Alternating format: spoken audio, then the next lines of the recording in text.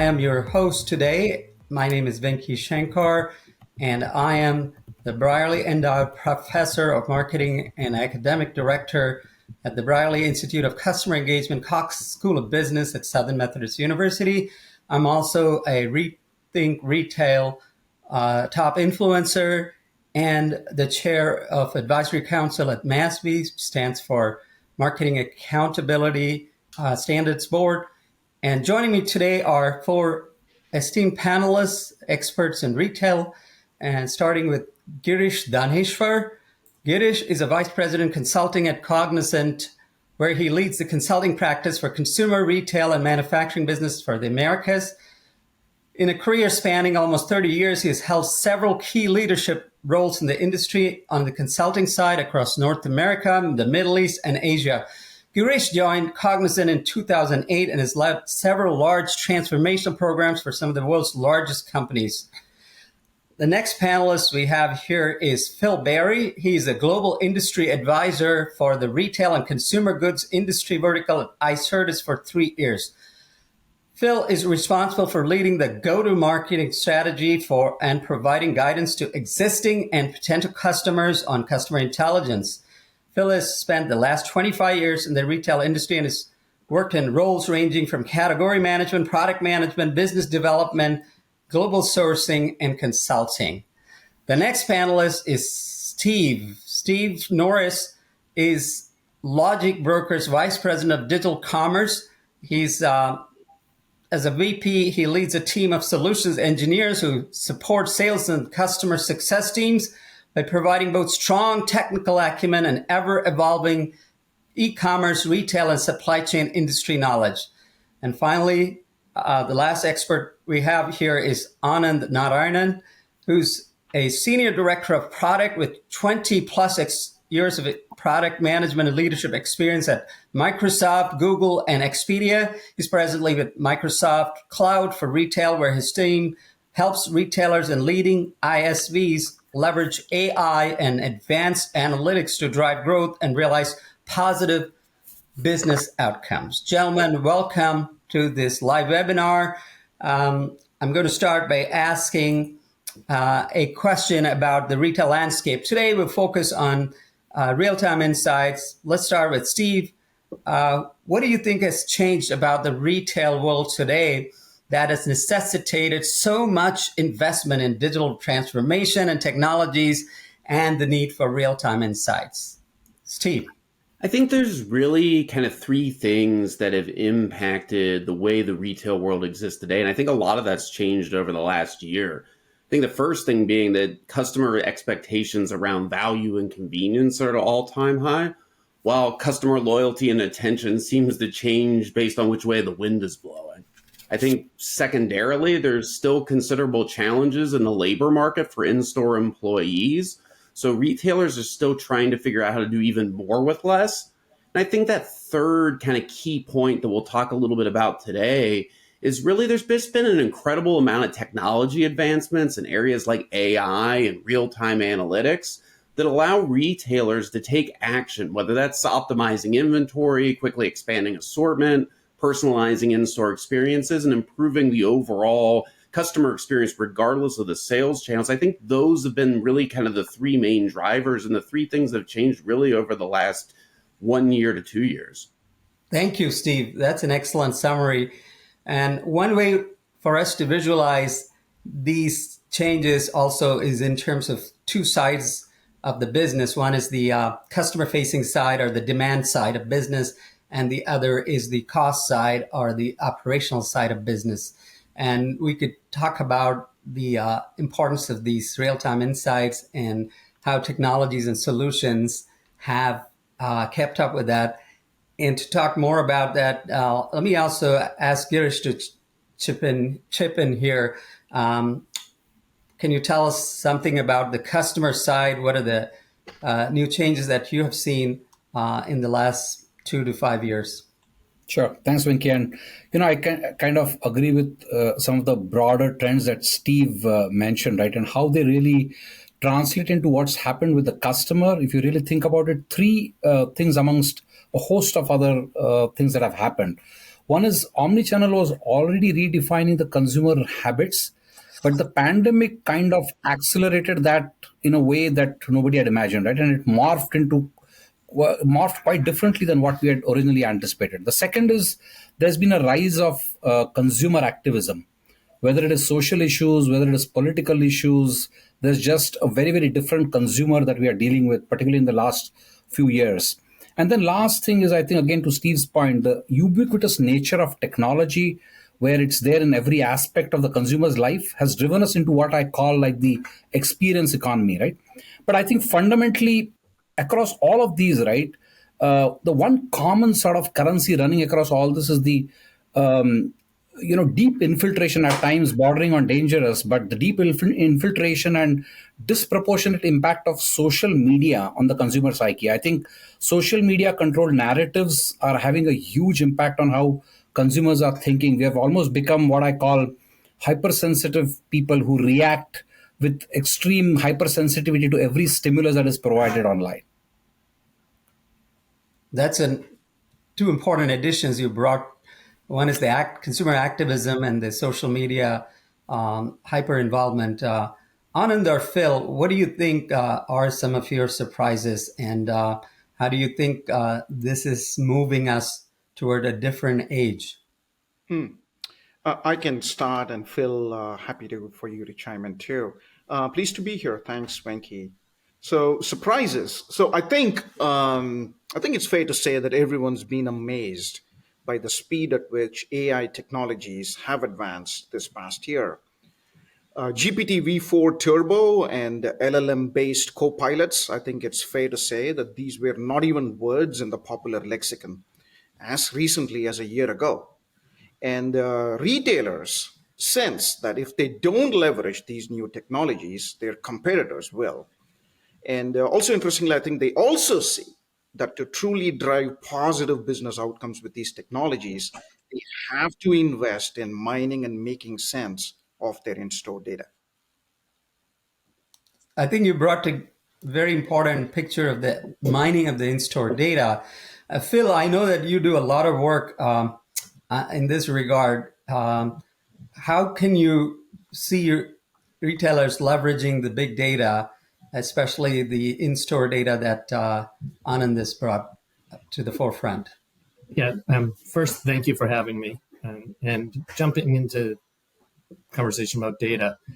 It's really interesting because data in the last 20 years has just exploded, kind of like we were talking technology and other things. And it is definitely a hot topic, and it's one that it's crazy because the estimate from IDC is that the data retail is the second biggest industry for data, first off. And second, it's estimated it's going to grow at 27% CAGR until 2026. So it's just taking off. It's on fire.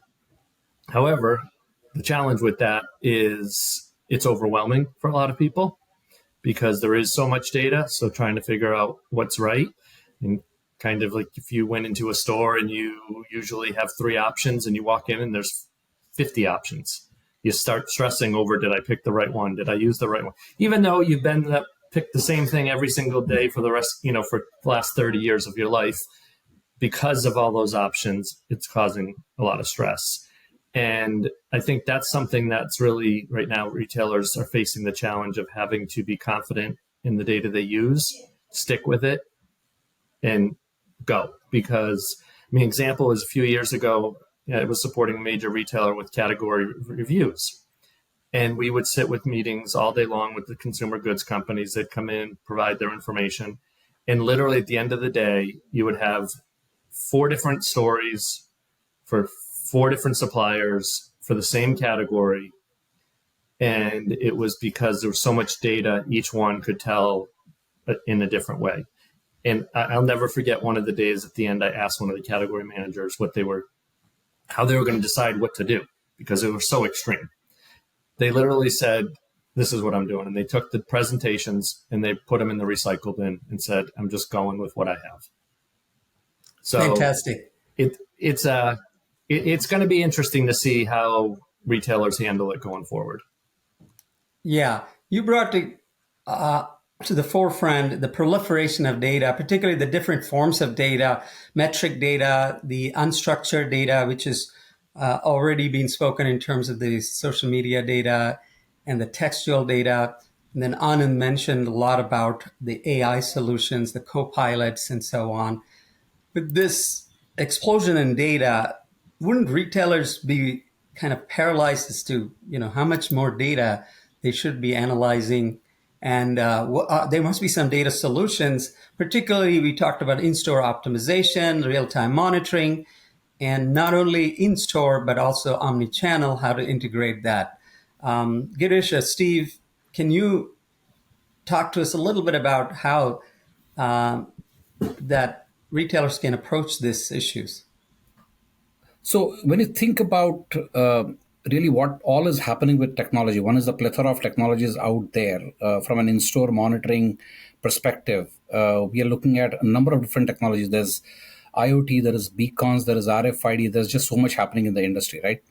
And the way retailers need to think about it is this: the triangulation of what is the problem you're trying to solve, what is the data you need, and what's the technology that you're going to leverage, right? And that opens up some fascinating opportunities for retailers. Think of planogram optimization in the store using video analytics, for an example, right? You could use video analytics, marry that with some of the inventory data, and then really drive some really useful insights. Second is labor optimization, which in itself is not new. But if you marry the power of some of the ML algorithms, you can now start solving real problems like, do I need to open up more POS checkout lanes right now, looking at the foot traffic? Do I need to move some designated labor back to picking because I'm behind on the store pick, pack, ship orders, right? The third really interesting area is fraud detection at returns, for example, right? There's a lot of that happening with online, and how can you use video analytics to solve for that? Then there is the whole monitoring of operations, right? How many orders have been dropped? How many have been picked? And you marry that now, and you are really operating the store far, far more effectively. Then there's, of course, the overall reliability of store operations that you can do through control tower-like solutions that are telling you at any point in time which printers are down, are there any servers that are not working? How do you give that very high availability environment for the shopper experience? Dashboard. Exactly, right? And then last but not the least, right, there are a lot of very interesting technologies where you can use the power of predictive AI.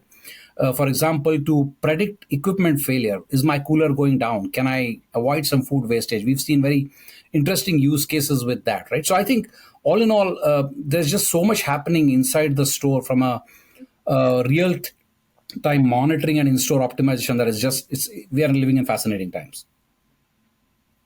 That's excellent. And Steve, from the supply chain and inventory planning point of view, do you see more easier technologies and tools that help retailers better than what they had before? Yeah, I think there's an emergence of new technology that exists out there as retailers start to think about, how do I blend that in-store experience with my online experience versus maybe like a marketplace's other online experience, right? So what we're seeing in market and what's happening in a lot of retailers, they're looking at, how do I get retail analytics and customer data across all of these different channels that I sell in to improve the in-store experience, right? To maybe optimize my store traffic patterns and really best service my customers with available stock and pricing optimization and marketing targeting and all these other techniques.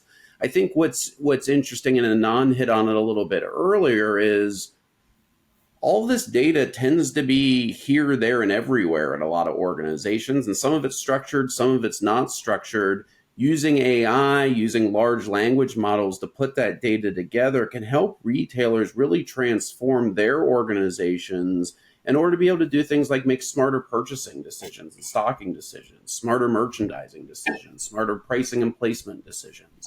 This is how this is how we're seeing a lot of retailers today think about, how do I optimize my in-store experience and marry it up with the ease and simplicity of ordering online versus maybe selling through other channels as well, and looking at that data all together to get one single view of their business. Thank you. That what we are talking about is a seamless view and a seamless integration of all these data. and analytics that retailers can use on a real-time basis. Anand, can you dive a little bit deeper into this in terms of, we talked about in-store traffic management, and perhaps, retailers can do a better job of foot traffic analysis. They could probably optimize staff as part of that. Mhm. They can even do some analysis of dwell. What are your thoughts on those? Yeah, good question. So we have been working with leading retailers on ISV on upgrading their foot traffic analysis, if you will, using AI. And if you think about foot traffic analysis, it really starts with simply tracking how many shoppers visit the store every day, throughout the day. And using historical foot traffic data and a quite simple, at least at the beginning, learning algorithm, we are seeing retailers, or we're helping retailers stand up AI models that predict to the hour what shopper traffic to expect at each location of their chain. Obviously, these predictions become even more accurate with additional inputs like store holidays and weather forecasts. And such predictive AI models, what we are finding is that retailers are using these to anticipate customer demand and act accordingly. I think you touched on a couple of ways by which they could use it. They could develop optimized staffing schedules that align with peak and trough periods, and then schedule tasks such as what a retailer typically does, shelf replenishment and restocking, not interfering with peak hours, and then really optimize their restocking schedules based on demand fluctuations to minimize carrying costs. No retailer wants to carry excess inventory and reduce stockouts as well. Yeah, those are very good ways in which you are working with retailers. Mhm. But could we also talk a little bit about how retailers could use, for example, heat mapping of customers while they are in the store? And then we Mhm. also heard from Steve earlier on about optimizing omni-channel. For How sure. can retailers do a better predictive analytics and forecasting by knowing customer data both in store and Mhm. online? And how does the heat mapping and other methodologies help retailers do put the real time insights into action? Yeah, sure. I think you've touched on dwell time, and we are finding that to be an integral part of using analytics to optimize, to realize better store business outcomes. And if you think about dwell time analysis, again, it just starts with tracking how long each shopper spends in different areas of the store. Retailers can deploy relatively general purpose cameras and contract with a vendor for tracking the imagery produced by these cameras in order to generate the raw data that's required for dwell time analysis. Then once you gather this data, dwell time we are finding is best visualized as a heat map, showing as a simple color graded map which areas within the store layout are the hottest or most trafficked, and which are the coldest or least popular. Such heat maps are helping retailers optimize placement. Steve mentioned this earlier, and this is a tool to exactly help that outcome. Just optimize placement of their products for maximum discoverability in the store. And also, interestingly, one interesting use case that we're finding is that users, or in this case, store managers, are using dwell time analysis to troubleshoot why in-store promotions may not be working and more. You brought a very important part, the in-store promotion and even online promotions, which Mhm. are also very important to customize.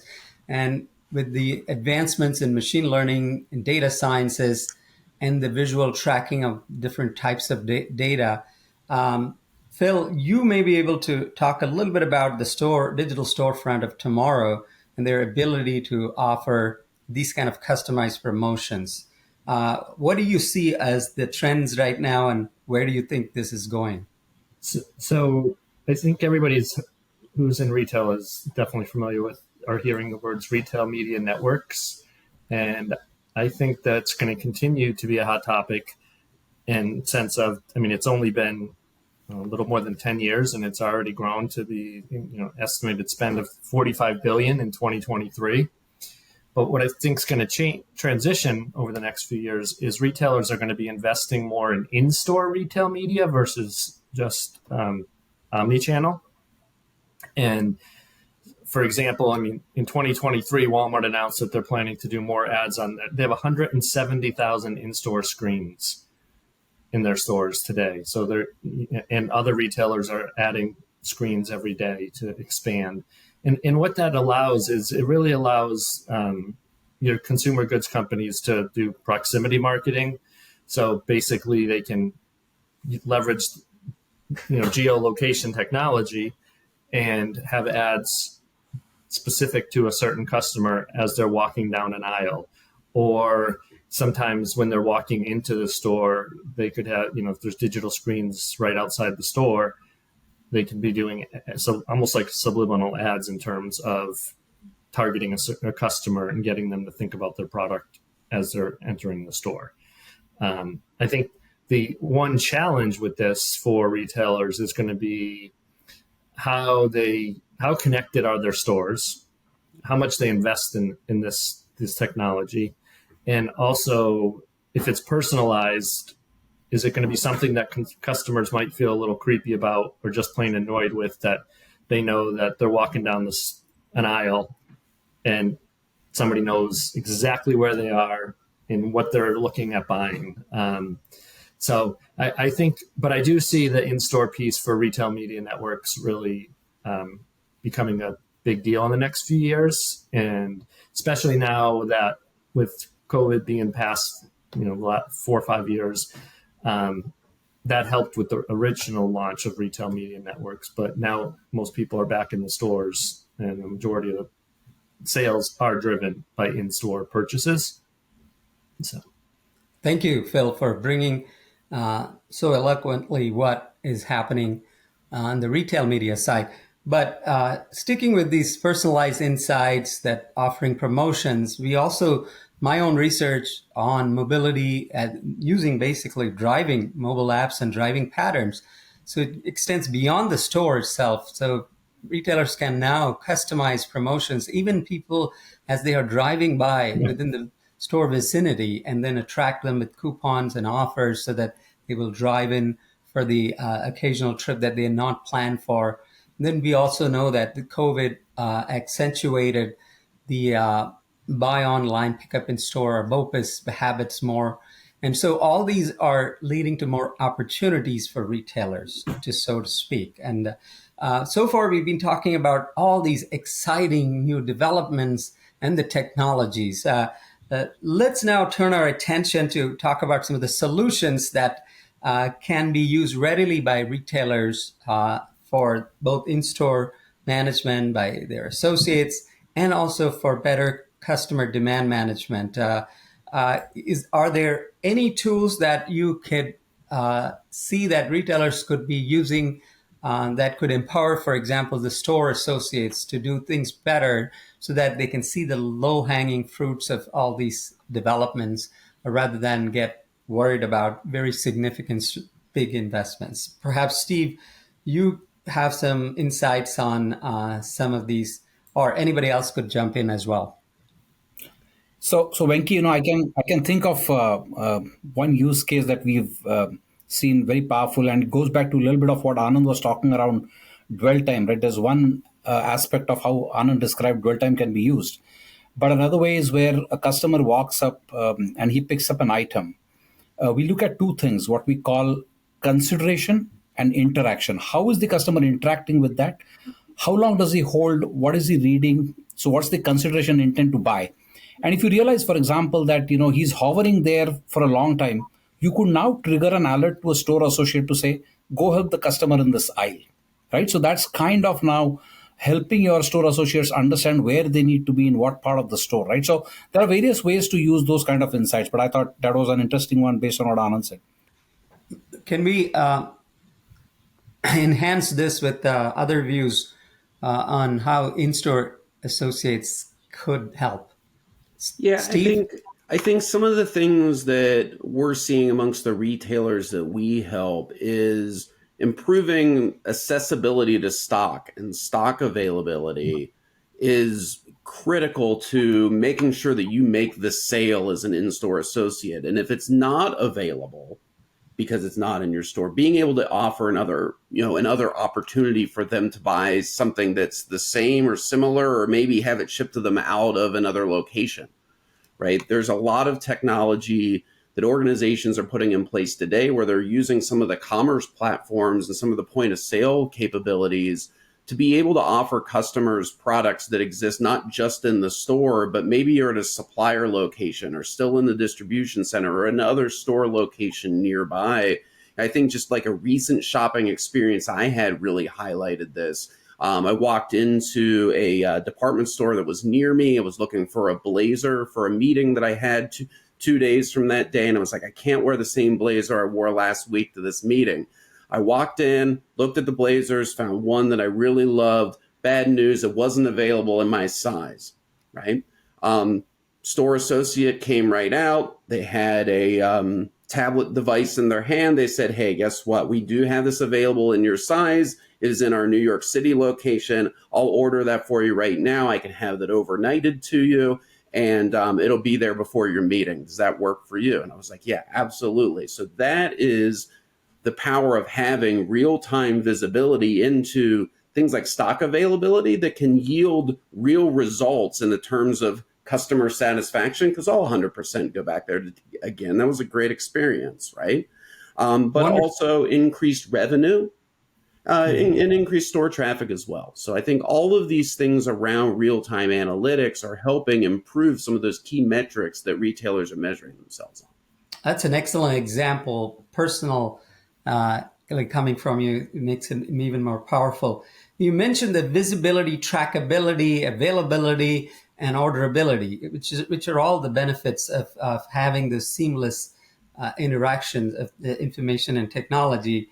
And we can actually push it back to further back-end operations. Anand, you might have some thoughts and insights on how do we use this idea of real-time transparency to really optimize the whole supply chain. Yeah, I can share some recent conversations we've been having with retailers on optimizing their supply chain.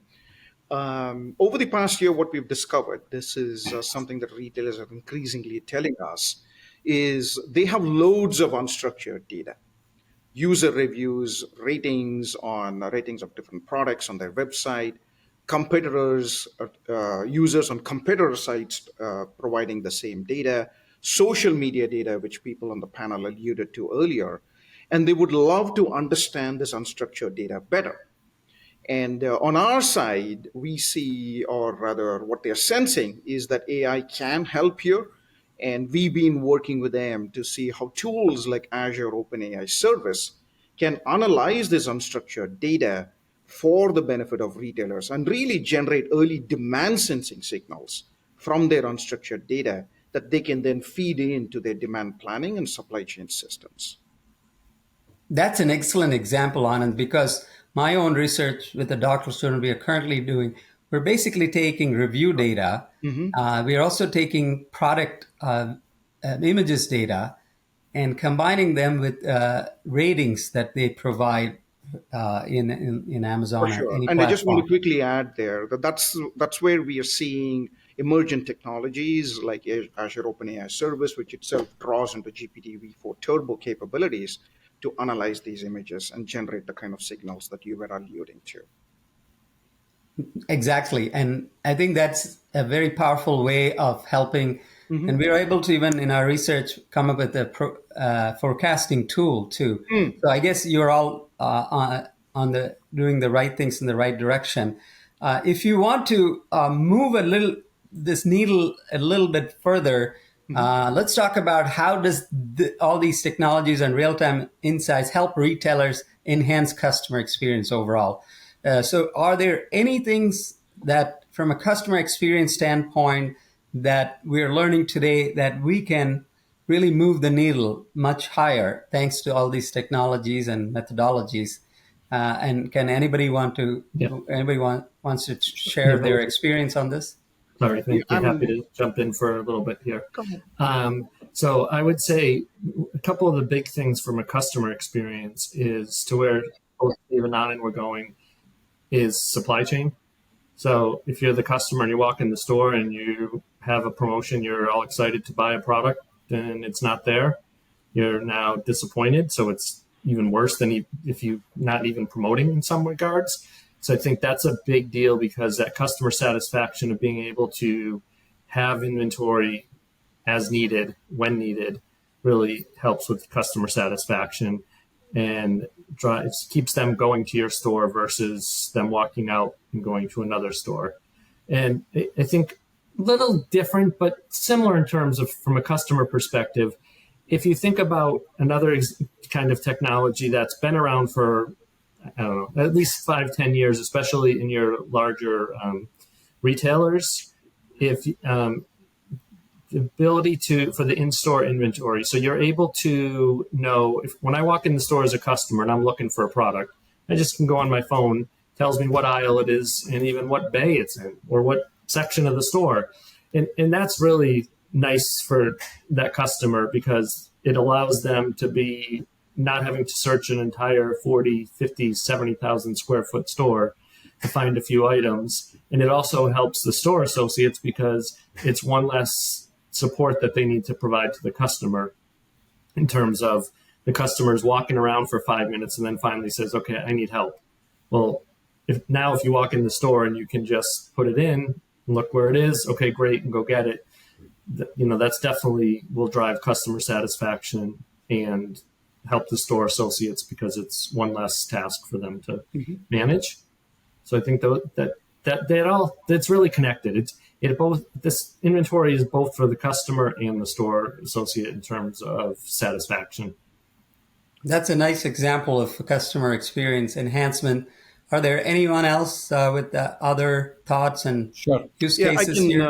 I'm happy to offer a couple of perspectives as well. I think it's a good point. At the end of the day, I think retailers are using all these tools and technologies. Really, at the end, their goal is or should be an optimized in-store layout and experience, isn't it? So if you compare the in-store shopping experience with the typical online one, we're finding that retailers are really working to fill or address three big gaps. They want to reduce stockouts. I think people on the panel mentioned this multiple times. We never want shoppers, or retailers don't want shoppers to not find what they want. It immediately leaks the sale to a competitor, right? And then the second big gap they look to fill vis-a-vis the online store experience is they want to reduce shopping and checkout times, especially in a convenience store setting. And the third thing, or the third big gap or competitive gap they're looking to fill with online competitors, is they want to be able to use historical and cohort data almost on a real-time basis, if not absolutely real-time, to maximize basket size. And AI-driven and AI-powered analytics can certainly help with all 3 points. Stockouts, we heard numerous examples today on how AI and analytics are helping with supply chain improvements. I think I mentioned earlier how predictive customer traffic models are being used to dial up replenishment quantity or schedules or down. And finally, we saw earlier how dwell time analysis can help store managers make products more discoverable by clustering frequently bought items in highly trafficked areas. In turn, the idea is you make shopping more convenient and then drive basket size up, enhancing the overall shopping experience. That's excellent. Let's talk a little bit about one important aspect that a lot of retailers want to know about, which is really the return on investments. How do you make a business case for many of these technologies and solutions? And how should retailers be thinking about it? What's the best way to approach these return on investment mindset? I can start, and perhaps other people can chime in as well. So return on investment really, it's a multifaceted question. So I'm going to try to offer some points. So the first thing you realize is that there is the cost side of the equation. How much does it cost to deploy these technologies and or extract insights from them? And what we are finding in our experience is two things. One, the broad trend is that all these costs are going down. Within Microsoft itself, the effort and the cost required to to train the LLM models or use Azure OpenAI service, there is a large push within the company to drive this cost going down. So from a retailer's perspective, the technology provider is working extra hard to drive those costs down. So ROI should continuously increase as a result. Second, in terms of financial ROI, there's a strategic ROI aspect of it as well, but I'll talk about the financial ROI too. In the financial ROI sense, retailers really are taking baby steps towards this. They typically will use one or two pilot stores in order for these equations to net out for their benefit before committing wholesale into the effort. And third, as successful use cases multiply, as successful customer stories multiply on how people are using these technologies to drive positive business outcomes, the what we're seeing is that the barrier to adoption or the willingness to invest from the retailer's perspective, at least so far as a pilot, keeps going up. So I think there is that aspect, which is there is willingness on the retailer side. They build muscle in deploying these technologies as well, which reduces cost on their side. The overall macro trend in terms of how much it costs to develop these technologies before it gets passed on as a bill of materials to end retailers, that continuously is going down as well. So we're finding that overall the trends are in the right direction. Whether to a specific retailer and to a specific store, the financial ROI nets out tomorrow. I think it comes down to each individual retailer. Strategically speaking, it absolutely is the right thing to do. The number of positive outcomes that we're seeing, that retailers themselves are seeing, their competitors realize, is simply too numerous for these trends to be ignored. So one thing I just wanted to add on to that is, right, I think we live in a time where there are so many fascinating technologies that it's very easy for organizations to get into the trap of quickly trying out and getting Correct. into the POC Trying la la out, land, right? But I think the Right. trick is to go back and ask yourself the question: what is the fundamental value proposition or customer experience I'm trying to offer? And then does my investment really align well to those objectives, right? For example, today, if convenience is a value I'm playing on, I'm going to invest in, like, what I'll tell you my experience at Target, right? If I'm going to pick up an order, and if I check in on the app saying I'm on my way, by the time I'm at the store, there's somebody already standing there with my order, right? So I'm now true to the experience I'm promising. I think that strategic approach to aligning your investments is super critical. Very nice. That's an excellent point. Steve or Phil, do you have anything to add on this?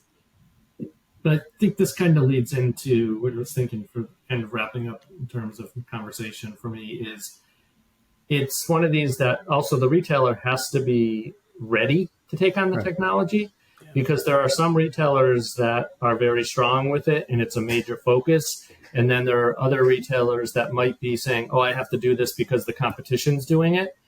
But then 6 months later, their focus changes and they just spent $2 million on technology, 5 million, whatever the number is, and it's going to waste because they don't spend the personal time and energy to actually invest in it.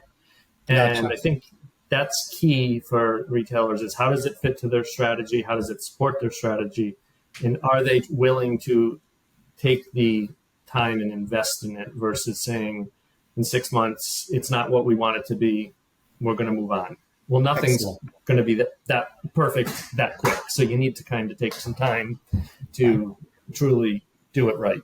Right. So what, Phil, you're bringing is alignment not only with the value proposition that Girish talked about, but also the overall strategy. Right. Steve, you have anything Yeah. else? I think it's also alignment, and I love Girish and Phil's comments around alignment. It's also alignment on expected results, right?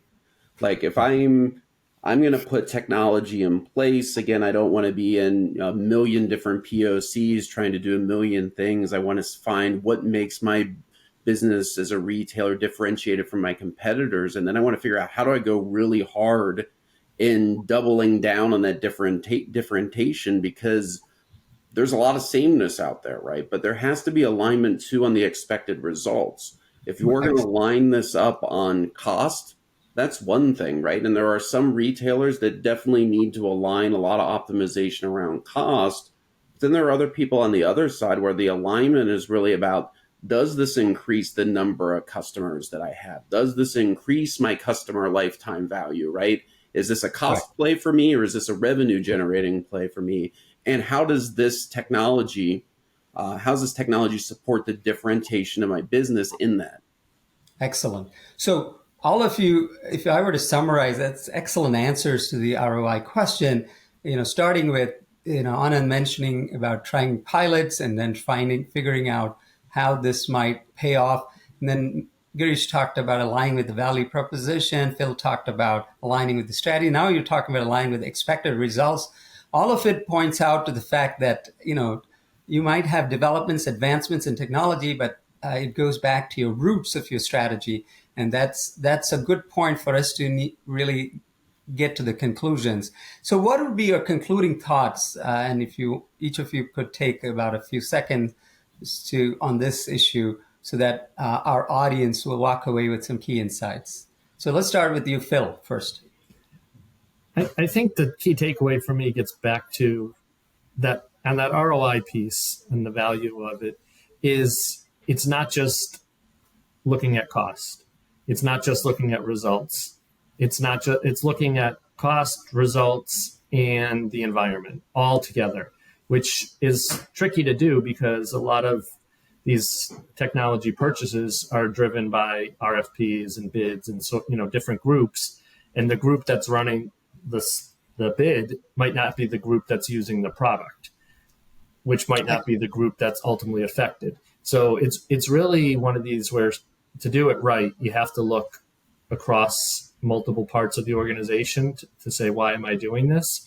I mean, my experience now in the last, being on the software side for the last few years, amazed at how many companies buy product and they'll use it well, but they don't expand it across their organization. And it's because you're focused on your little piece and there's no person above. I shouldn't say no person, but there's a lot of times the executive level has plenty of other things to worry about. So they're not looking at that level to say, are we maximizing our investments? Okay, so that point well spoken. Steve? I think from today's conversation, I think we learned a lot about where the market is going from a technology perspective, and not just where we're going, but where we're currently at, right? And how quickly technology is advanced to help retailers really elevate themselves and improve the customer experience, improve the in-store experience across all their different sales channels. And the biggest pillar of that is really alignment on expected results, alignment on strategy, alignment on technology, alignment on the key differentiation of the business. Those are the things that will empower retailers as they move forward to be thinking about things not just as a technology purchase, but how they can use that to really change the operations of the business, whether that's supply chain, in-store experience, inventory availability, commerce, or otherwise. So blending these problems to technologies to real business purposes is very key, according to well put. Girish? Sure. I agree with everything that Phil and Steve said. The one other thing I'll add is we should avoid being like the kid in the candy store, in this case, the store being the technology store, and avoid the technology obsession, but rather take a solution mindset, which could mean that you may need to piece together different technologies available out there, right? Some of them could be the age-old ones that have been around. Some could be the new ones like GenAI. But take a solution mindset with a focus on what you're trying to solve, and I think that's where your return is going to come. Okay, thank you for sharing that. Anand, you have the last word on this. How can you help our readers get sure. some Two things takeaways? come to mind, and I'm going to be trying to be pithy over here. One is, as a retailer, I think it's important to get off zero. You've got to start thinking about exploiting your data with all these new technologies and solutions that many of us talked about today. So you've got to get off zero, start getting your hands dirty. And the second is, in order to avoid POC creep, if you will, as a retailer, you really want to be thinking about where your differentiation lies. Steve spoke about that, I think, very well. And really look to exploit your data to extend or deepen your competitive advantage. So I think the calls to action would be really think where your competitive advantage as a retailer lies, where you're differentiated in the end user experience, and get off zero. Work with your cloud provider or your IT department or trusted vendors to really take a magnifying glass to every piece of data in the shopper journey and supply chain, and work with the parties I mentioned to start standing up models and analytics on your data. And what we're seeing is that this will invariably result in meaningful, actionable insights that exploit your data to deepen or extend your competitive advantage.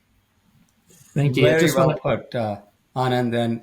And thanks to the entire panel for an exhilarating discussion and fantastic set of insights. Before we conclude, also for the benefit of the readers, if you could also briefly mention how readers could reach you, perhaps your website or some social media handle that they can reach you at. Let me give you the chat opportunity for you to share that. Let's start with Girish. How could readers reach you?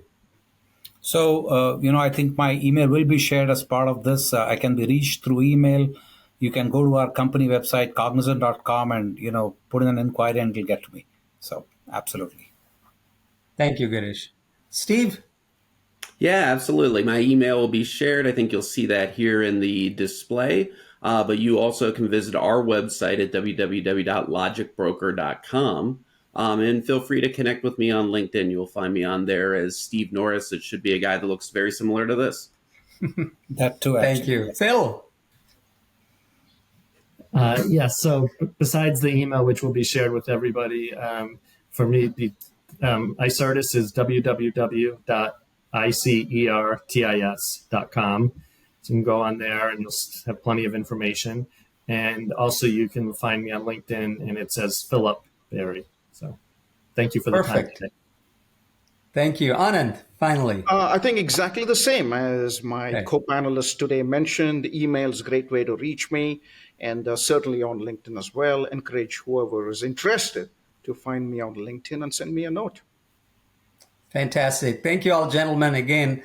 And we're in for an exhilarating future for retail technologies and insights, especially with real-time insights from data. Thank you all. Thank you. Thank you.